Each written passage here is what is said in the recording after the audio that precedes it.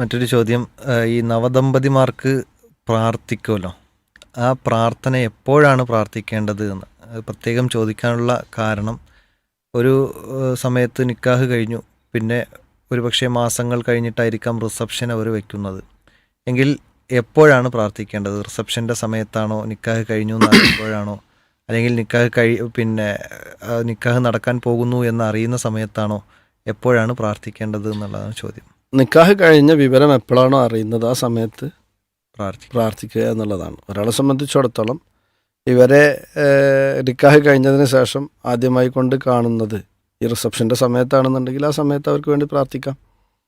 അല്ല, നിക്കാഹ് കഴിഞ്ഞ ഉടനെ അറിയുകയും അവരുമായി കൊണ്ട് ബന്ധപ്പെടാനുള്ള അവസരം ഉണ്ടാവുകയും ചെയ്യുന്നുണ്ട് എങ്കിൽ ഇന്ന് ഫോൺ സംവിധാനങ്ങൾ, വാട്സപ്പ് സംവിധാനങ്ങൾ, മറ്റു സോഷ്യൽ മീഡിയ സംവിധാനങ്ങളൊക്കെ ഉണ്ടല്ലോ, ഇതിലൂടെ അറിയുന്ന സമയത്ത് അവർക്ക് വേണ്ടി പ്രാർത്ഥിക്കാവുന്നതാണ്.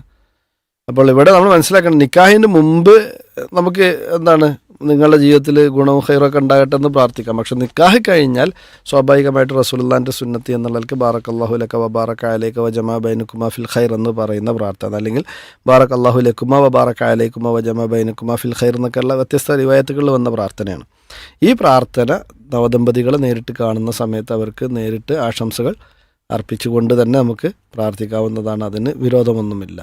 നിക്കാഹ് കഴിഞ്ഞ ഉടനെ ഇനിയിപ്പോൾ ഒരാൾ ബാറക്കല്ലാ എന്ന് പറഞ്ഞ് പ്രാർത്ഥിച്ചു, അത് കഴിഞ്ഞ് കുറച്ച് കഴിഞ്ഞിട്ട് വീണ്ടും ഇദ്ദേഹത്തെ നേരിട്ട് കണ്ടപ്പോൾ ബാറക്കല്ലാ എന്ന് പറഞ്ഞ് പ്രാർത്ഥിക്കുന്നതിന് അതിനൊന്നും വിലക്കില്ല എന്നതാണ്. ആത്മാർത്ഥമായിട്ട് നമ്മുടെ പ്രാർത്ഥന അവർക്ക് ലഭിക്കേണ്ടതുണ്ട്. കാരണം രണ്ട് ശരീരങ്ങൾ ഒന്നിക്കുക എന്നതിനേക്കാൾ ഉപരി രണ്ട് മനസ്സുകൾ ഒന്നിക്കുക എന്നുള്ള കർമ്മമാണ് വിവാഹത്തിലൂടെ നടക്കുന്നത്. അത് അള്ളാഹുവിൻ്റെ അടുക്കൽ നിന്നും ഉണ്ടാകുന്ന തൗഫീഖാണ്. അള്ളാഹിൻ്റെ അടുത്ത് നിന്ന് ഉണ്ടാകുന്ന തൗഫീഖ് മാത്രമാണ് രണ്ട് ആളുകളുടെ മനസ്സുകൾ യോജിപ്പിക്കുക എന്നുള്ളത്.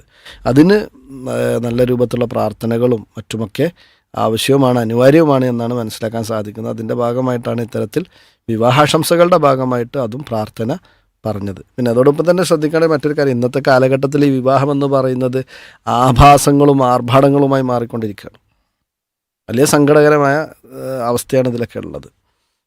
നമുക്ക് വിവാഹം കഴിക്കുന്ന ആളുകൾക്ക് വേണ്ടി നമ്മോട് പ്രാർത്ഥിക്കുവാനാണ് അള്ളാഹു ആവശ്യപ്പെട്ടത് എങ്കിൽ പ്രാർത്ഥനയ്ക്ക് ഉത്തരം കിട്ടേണ്ട ഒരു പ്രധാനപ്പെട്ട ഒരു ചടങ്ങാണ് അവിടെ നടക്കുന്നത്.